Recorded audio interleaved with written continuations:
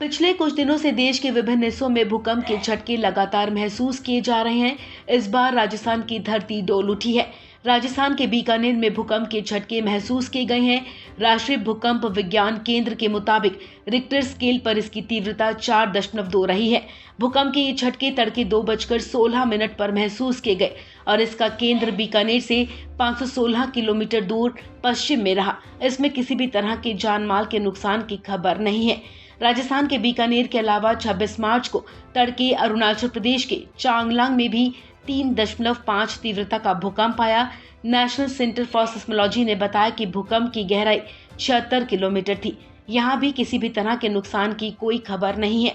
National centre for seismology ने इससे पहले जानकारी दी थी कि 25 मार्च को 4 तीव्रता का भूकंप म्यांमार में आया था। भूकंप म्यांमार में बर्मा के उत्तर में 10 किलोमीटर और 106 किलोमीटर की गहराई पर आया था। इसके अलावा शुक्रवार सुबह 2 राज्यों मध्य प्रदेश और छत्तीसगढ़ में भी भूकंप के झटके महसूस किए गए थे।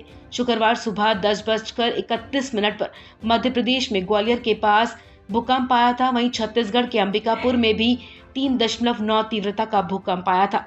छत्तीसगढ़ अंबिकापुर में लगभग 6 सेकंड के लिए झटके महसूस किए गए थे। दहशत से कई लोग अपने घरों से बाहर निकल आए थे। गौरतलब है कि देश में पिछले कई दिनों से लगातार भूकंप के झटके महसूस किए जा रहे हैं। बीते मंगलवार को ही भारत के कई राज्यों में भूकंप के तेज झटके महसूस किए गए थे। रिक्टर स्केल पर भूकंप की तीव्रता 6.6 मापी गई थी। इस भूकंप का असर दिल्ली, एनसीआर, उत्तर प्रदेश, जम्मू कश्मीर, हिमाचल, पंजाब, मध्य प्रदेश और उत्तराखंड समेत पूरे उत्तर भारत में रहा। भूकंप का केंद्र अफगानिस्तान का हिंदू कुश क्षेत्र था। इन झटकों के बाद लोग दहशत में आ गए थे और अपने अपने घरों से बाहर निकल आए थे। हालांकि गनीमत ये रही कि अब तक देश से किसी भी तरह के जान माल के नुकसान की खबर सामने नहीं आई थी।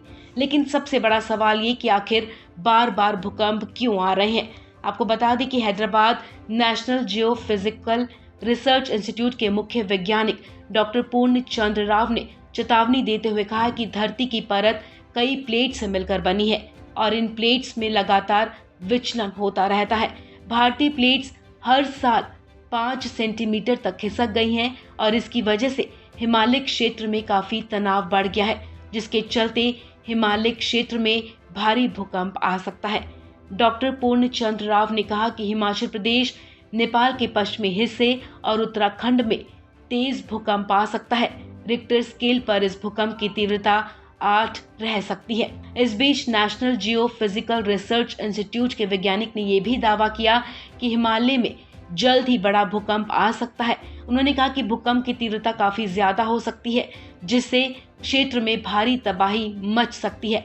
हालांकि उन्होंने ये भी कहा कि संरचनाओं को मजबूत करके जान माल के नुकसान को कम किया जा सकता है।